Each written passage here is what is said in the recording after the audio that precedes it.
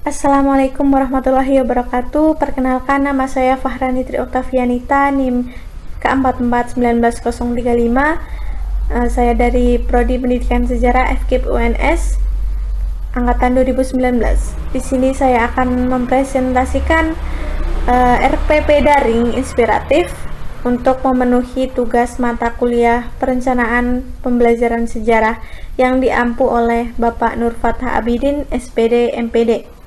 Yang pertama adalah identitas. Di sini terdapat satuan pendidikan, yaitu SMA Negeri 1 Wanadadi, mata pelajaran Sejarah Indonesia, kelas 10 semester ganjil, materi pokok cara berpikir sejarah, tahun pelajaran 2021-2022, alokasi waktu yaitu 1 pertemuan 2 kali 45 menit. Kemudian tujuan pembelajaran, terdapat 4 tujuan. Yang pertama, menjelaskan cara berpikir kronologis, diakronik, sinkronik, ruang dan waktu dalam mempelajari sejarah. Yang kedua, memahami karakteristik atau ciri-ciri berpikir kronologis, diakronik, sinkronik, ruang dan waktu dalam mempelajari sejarah. Yang ketiga, mengemukakan perbedaan konsep berpikir kronologis, sinkronik, diakronik, ruang dan waktu dalam mempelajari sejarah, dan menunjukkan dalam bentuk contoh berbagai peristiwa. Yang keempat, menyajikan informasi yang didapat tentang cara berpikir kronologis, diakronik, sinkronik, ruang dan waktu dalam peristiwa sejarah dalam bentuk tulisan dan presentasi. Selanjutnya, terdapat kegiatan pembelajaran yang terdiri dari 3 tahapan. Yang pertama adalah tahapan pendahuluan, kedua inti, dan ketiga penutup. Di sini yang pertama adalah guru melalui WhatsApp group mengarahkan siswa untuk bergabung ke kelas online, yaitu Google Classroom di link yang tersebut, dan bergabung ke Google Meet yang di-share juga linknya di Google Classroom. Kemudian yang kedua, guru membuka kelas, mengecek kehadiran siswa. 3. Guru menayangkan share screen PowerPoint mengenai materi cara berpikir sejarah. Yang keempat, siswa dibagi menjadi 4 kelompok dan guru mengarahkan siswa mendownload bahan berdiskusi di Google Classroom. Yang kelima, setiap kelompok berdiskusi di WhatsApp group masing-masing tanpa meninggalkan Google Meet dengan tema yang berbeda sesuai IPK dan menuliskan hasilnya di tempat yang disediakan. Yang keenam, setiap kelompok melakukan presentasi di Google Meet serta menyerahkan hasil diskusi dan laporan tertulisnya melalui Google Classroom yang telah disediakan. Di sini guru menyediakan link untuk pengumpulannya.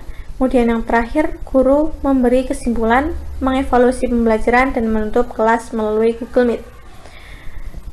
Kemudian untuk penilaian ini terdiri dari penilaian sikap, pengetahuan, dan keterampilan. Penilaian sikap ini diambil dari kedisiplinan memasuki room Google Meet, proses mengikuti pembelajaran, dan presentasi kelompok. Kemudian untuk pengetahuan, diambil dari penugasan diskusi kelompok terkait cara berpikir sejarah. Kemudian keterampilannya diambil dari presentasi dan portofolio terkait materi cara berpikir sejarah. Nah, pada bagian terakhir ini terdapat tanda tangan dari kepala sekolah dan guru mapel. Kemudian terdapat lampiran yang terdiri dari instrumen penilaian sikap, pengetahuan, dan keterampilan. Yang pertama adalah penilaian sikap. Guru ini mengambil penilaian sikap selama proses berlangsungnya pembelajaran yang dituliskan dalam tabel ini, yang terdiri dari nomor, nama siswa, aspek penilaian yang terdiri dari 5 aspek, jumlah skor, dan kategori. Nah, keterangannya ini yaitu aspek penilaian ini yang 5. Yang pertama adalah aspek religius, yang kedua itu jujur, aspek ketiga itu disiplin, aspek 4 tanggung jawab, dan kelima itu kerjasama. Kemudian jumlah skor dari penilaian kelima aspek ini dikategorikan menjadi sangat baik, baik, cukup, kurang baik, dan sangat tidak baik. Kemudian pada penilaian pengetahuan. Nah, penilaian pengetahuan ini diambil dari hasil tes uraian siswa yang diberikan beberapa soal sesuai materi yang telah diajarkan oleh guru tersebut. Di sini juga terdapat perintah untuk siswa dalam menjawab soal dengan benar dan jujur. Soalnya terdiri dari 4 soal sesuai IPK, dan juga di sini terdapat kunci jawaban dari soal tersebut. Kunci jawabannya terdapat 4. Kemudian di sini juga ada pedoman penilaian dari per soal yang diberikan. Nah, di sini juga terdapat 3 kriteria jawaban siswa, di mana kriteria A, jika penjelasan tentang cara berpikir kronologis sesuai dengan buku pegangan siswa dan sumber lainnya yang ditentukan lewat buku lain serta internet. Nah, kalau jawabannya seperti ini, diberi nilai 25. Kemudian kategori B, jika penjelasan tentang pengertian kronologis tidak sesuai dengan sumber, maka nilainya 15. Kemudian kategori C, jika penjelasan tentang pengertian kronologis kurang lengkap dan tidak ada intinya, maka diberi nilai 5. Kemudian kategori ini juga berlaku untuk soal nomor 2, disesuai dengan soalnya, dan soal ketiga juga seperti itu. Kemudian soal keempat juga seperti itu. Kemudian ini ditotal menjadi nilainya. Nah, untuk penilaian keterampilan ini diambil dari penilaian dalam melakukan presentasi kelompok yang tertuang dalam jurnal sebagai berikut. Nah, jurnal ini terdiri dari kelompok.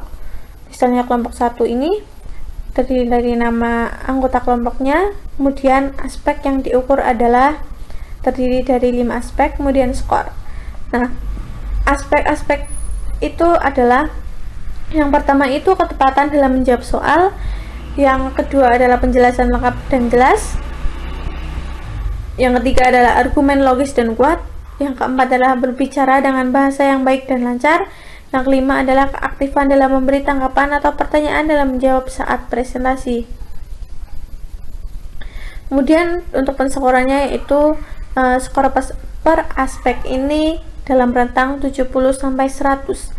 Perhitungannya yaitu skor yang diperoleh dibagi skor jumlah aspek. Kemudian di sini juga terdapat lembar kerja peserta didik atau LKPD yang terdiri dari nama kelompok, nama anggota kelompok, kelas, dan pokok materi yaitu cara berpikir sejarah. Dalam LKPD ini juga terdapat KD dan indikator yang sesuai RPP. Kemudian terdapat juga langkah-langkahnya. Langkah-langkah itu terdiri dari 6, di mana yang pertama itu siswa dibagi menjadi 4 kelompok. Kedua, siswa mendengar arahan guru terkait kegiatan yang akan dilakukan.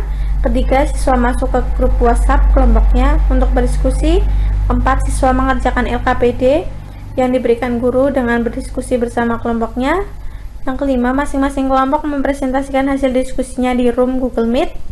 Kemudian yang terakhir, LKPD dikumpulkan melalui Google Classroom. Dalam LKPD ini adalah berbicara tentang konsep berpikir sejarah. Di sini ada kata perintah, di mana perhatikan gambar di bawah ini untuk menstimulus deskripsi gambar ini untuk menstimulus siswa. Kemudian ada petunjuk pengerjaannya yang terdiri dari 4, dan pada bagian B ini terdapat pembagian untuk mengerjakan LKPD-nya di setiap kelompok. Yang kelompok 1 adalah mencari informasi mengenai konsep berpikir kronologis atau diakronik beserta contohnya. Kelompok 2 mencari informasi mengenai konsep berpikir sinkronik beserta contohnya. Kelompok 3 mencari informasi mengenai konsep berpikir ruang beserta contohnya. Kelompok 4 mencari informasi mengenai konsep berpikir waktu beserta contohnya. Kemudian LKPD ini dituliskan di kolom jawaban yang telah disediakan. Di sini sudah disediakan untuk menjawab pengertian, karakteristik atau ciri-ciri, perbedaan dengan konsep berpikir sejarah lain, dan contoh peristiwanya. Sekian presentasi dari saya. Wassalamualaikum warahmatullahi wabarakatuh.